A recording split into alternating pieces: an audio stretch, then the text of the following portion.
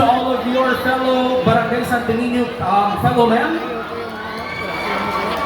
Thank you so much, Barangay Santo Niño, dahil nandito ako ngayon Thursday. And to all my supporters and my family and my friends, thank you so much.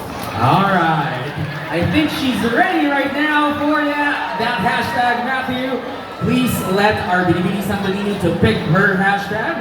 Let me open that for you. Nawalan na po ng ano. Napuno. All right, here we go. It's hashtag Woman Empowerment. Angela, your timer starts now. Women empowerment is the voice of women. They can choose really what they want to be the woman.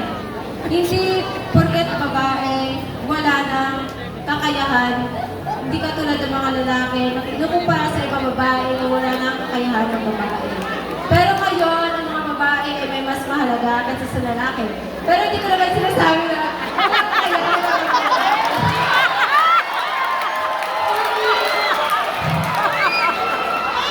For me, ang mga kababaihan ay dapat hindi minamaliit sapagkat meron silang lakas na makipagsabayan sa mga lalaki at hindi lahat ng lalaki ay marunong gumawa ng mga gawain.